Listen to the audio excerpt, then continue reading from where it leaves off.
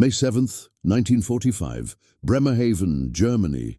The night smelled of coal smoke and salt from the North Sea, the wind rattling through broken windows of warehouses that had once shipped steel and grain to the Reich. Now they echoed with the shuffle of boots, women's voices murmuring in German, and the heavy clank of American rifles at rest. A convoy of trucks stood idling on the docks, headlights dimmed, while a group of exhausted women in patched uniforms descended from the back. They were not civilians. They were members of the Helferinnen Corps, women who had served in German signal units, clerical detachments, and sometimes as auxiliaries to Luftwaffe flak batteries. Many had been captured alongside retreating Wehrmacht units in the last weeks of the war. Rumor had spread among them for days. They would be transported to America as prisoners. Yet the fear that haunted every step of their journey was not about the ocean ahead. It was about the men who guarded them. "Sie werden uns wie Tiere behandeln," whispered one of them in the truck, clutching a blanket against the spring chill. They had all heard stories, spread in barracks, repeated in villages, that enemy soldiers would abuse captured women, especially those in uniform. The propaganda machine had painted a picture of the Americans as predators without restraint. In their minds, the nightmare had already begun. But when the tailgate dropped, the guards did not leer. They simply gestured, calm and businesslike, toward the line of trucks waiting to take them inland. Private Jack Turner of the 29th Infantry Division wrote in a letter home that night, "They looked more scared of us than we were of them. We had been told to treat them like any other POWs, no different. I don't think they believed it at first." The women marched under the glare of floodlights, past warehouses where liberated French laborers watched in silence. Every face was pale with exhaustion, yet none were touched. The Americans kept their distance, rifles slung but never raised, voices clipped and professional.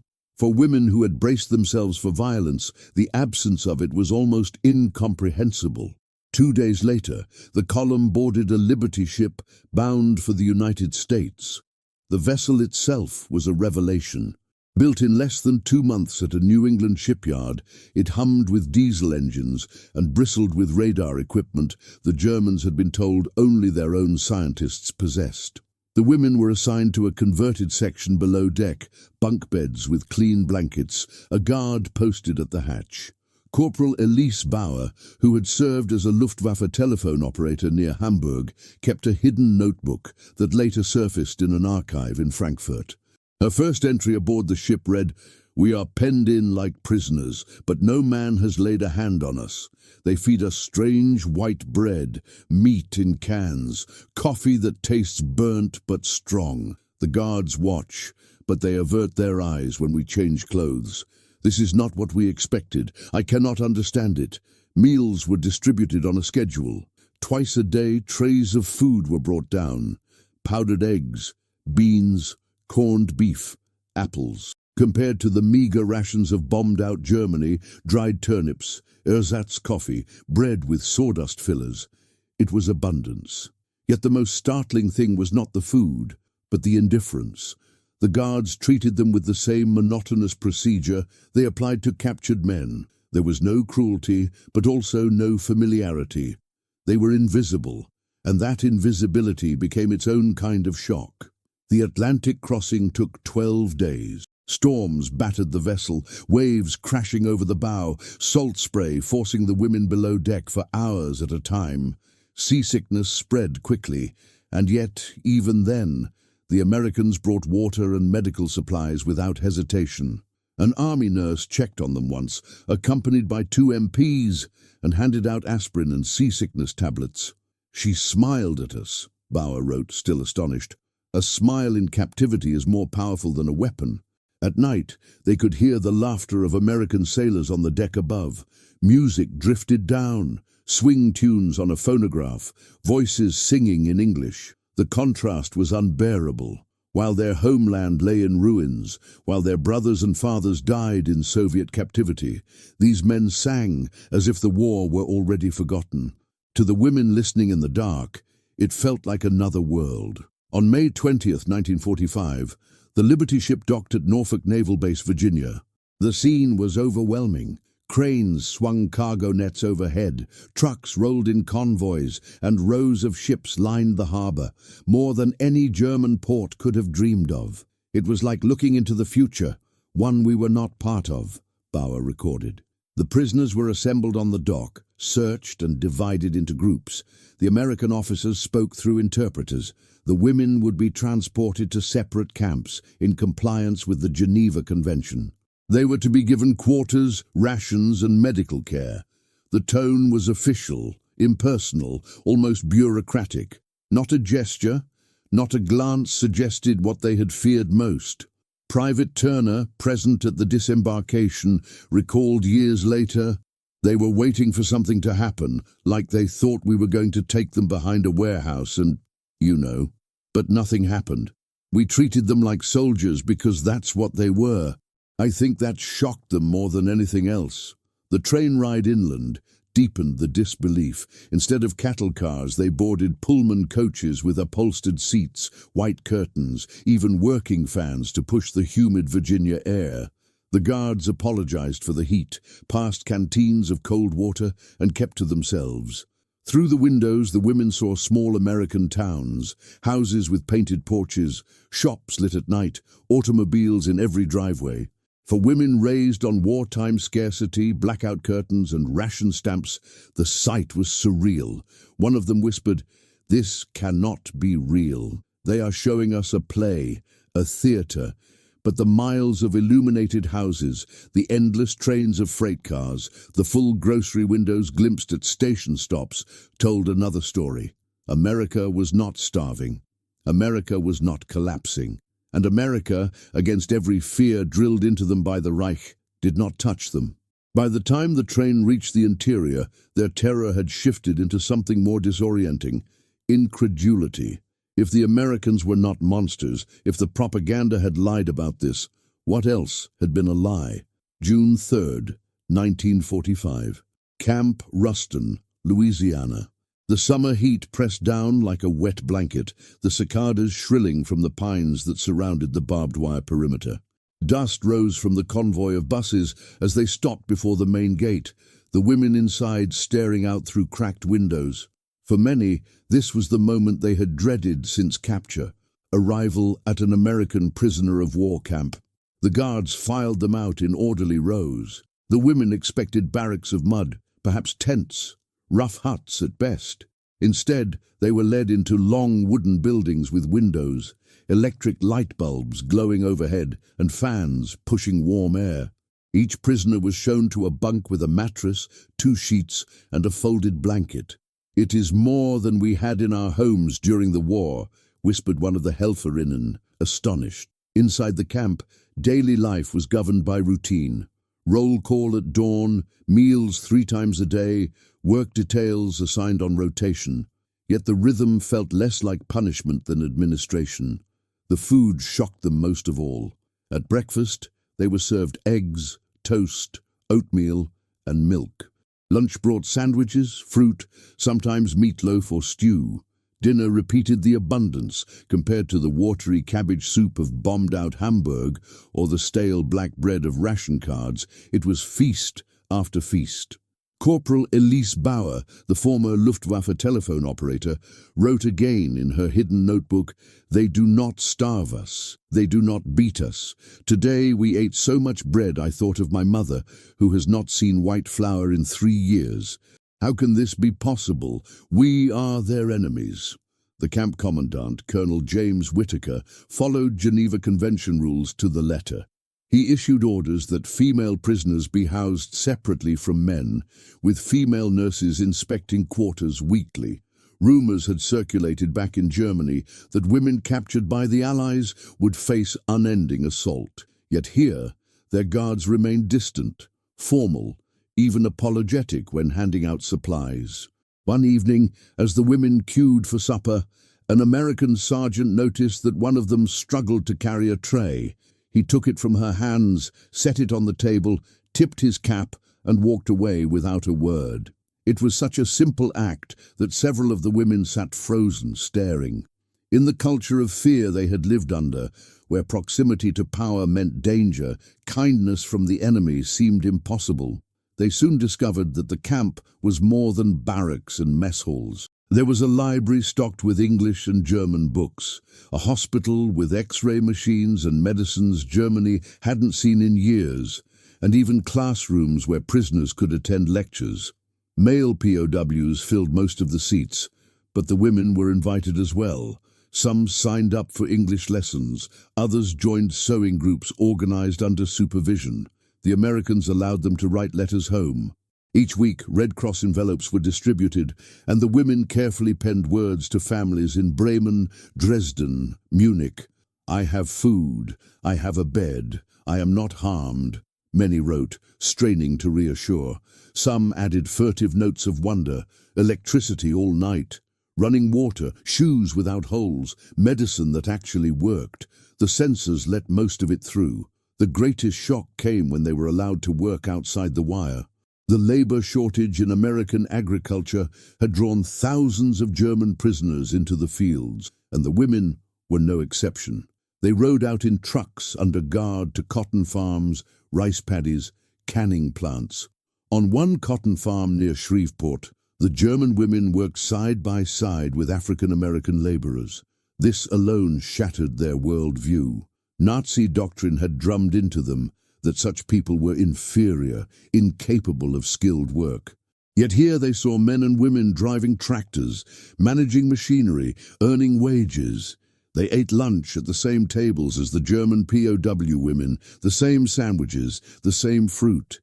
One young farmhand offered them Coca-Cola from a bottle, laughing at their hesitation until one brave prisoner took a sip. The sweetness, the fizz, the strangeness of it all. It became a story repeated for weeks back in camp. In late June, a heat wave struck Louisiana. The women lay awake at night, sticky with sweat, listening to the hum of electric fans overhead. Even in discomfort, the abundance was undeniable. Fans, lights, ice. The guards distributed ice water twice a day, something most of them had never seen outside of a hotel in peacetime Germany. Bauer noted, "We used to believe America was a land of decay, of corruption, a land where women were not safe. But here we are, surrounded by soldiers, and they do not touch us. They do not even look at us for more than a moment. They treat us like prisoners, yes, but prisoners with dignity. I do not understand it.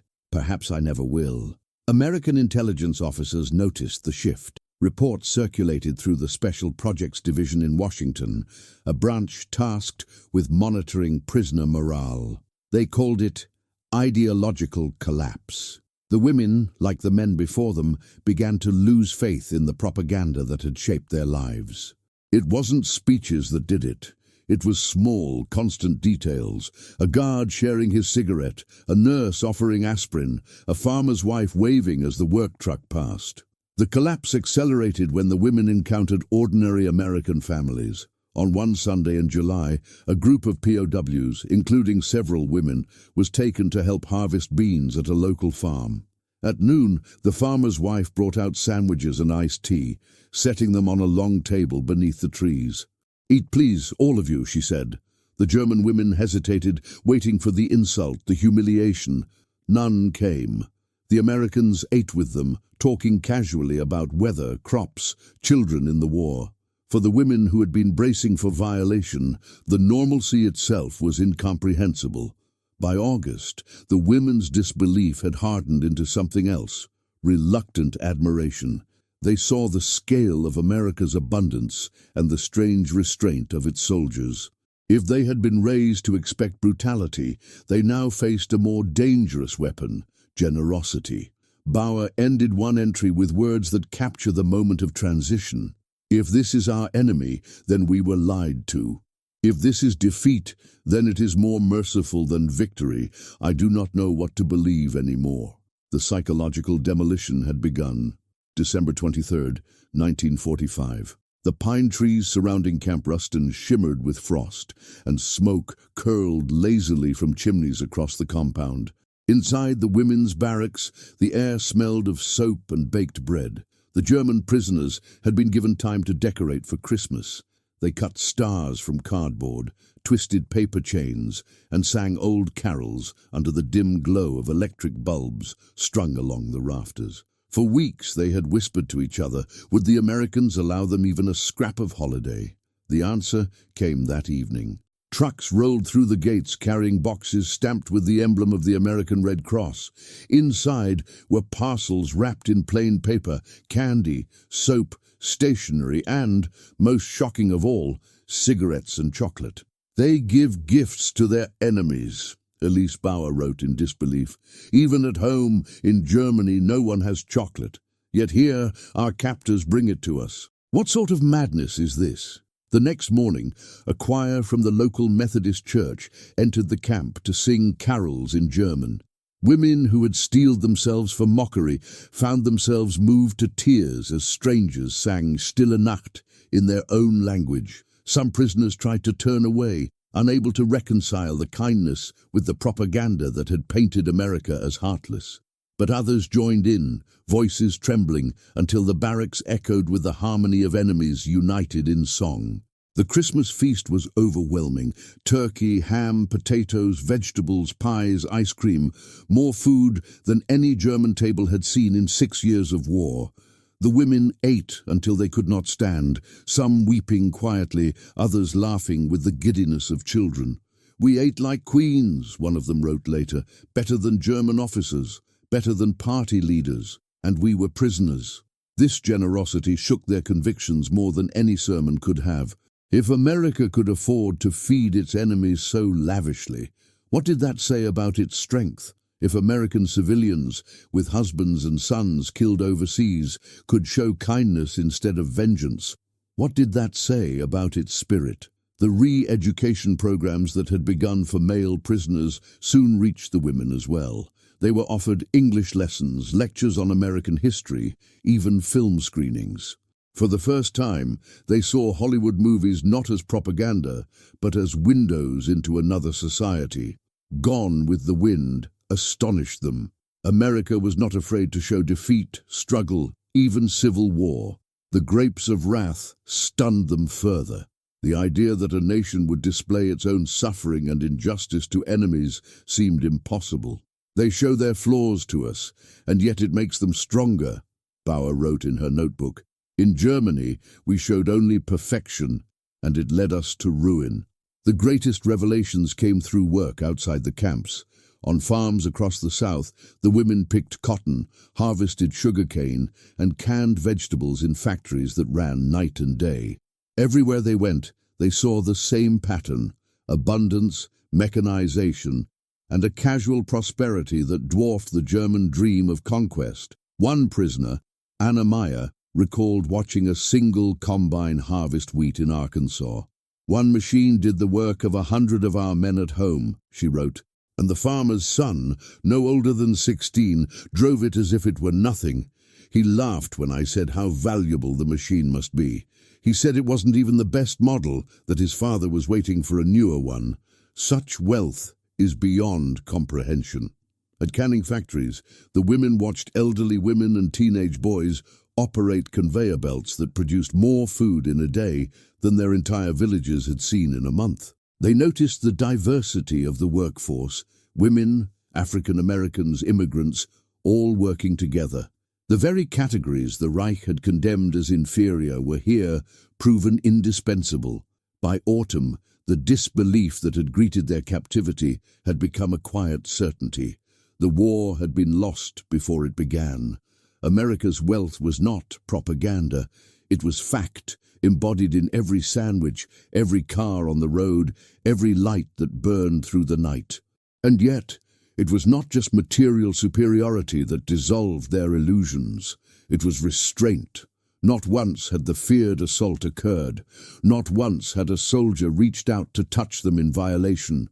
They were guarded, watched, contained, but never dishonored. One night, as Bauer closed her notebook, she wrote the line that historians would later quote as the epitaph of their experience: "We expected hands of violence.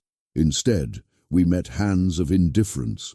And in that indifference lay the most crushing truth. They did not need to touch us because they had already defeated us. Spring 1946 brought repatriation. The women boarded trains once more, but now the fear was gone. They carried Red Cross parcels, extra shoes, and in many cases, photographs with American guards, who had become almost like acquaintances. As their ship pulled away from New York Harbor, some looked back at the skyline, glittering with lights that no blackout had ever dimmed. They returned to a Germany in ruins, cities flattened, families shattered, fields barren, yet they carried memories that would not fade. For some, the experience left them silent, haunted by the realization that everything they had believed was false. For others, it planted seeds of transformation. They had seen a society that prospered not by conquest, but by creation, not by cruelty, but by discipline, not by domination, but by democracy. Decades later, interviews with these former prisoners revealed a consistent refrain. They had braced for the worst from American soldiers and found instead something more bewildering: restraint, abundance, dignity. One woman summed it up with simple words: "They did not lay a finger on us, and because they did not, everything we believed collapsed." The silence of those untouched moments became louder than any speech, more devastating than any battlefield defeat. It was the quiet victory of a free society, proving its strength not through violence, but through the power of example. And for the women who had once worn the uniforms of the Reich, that lesson would last a lifetime.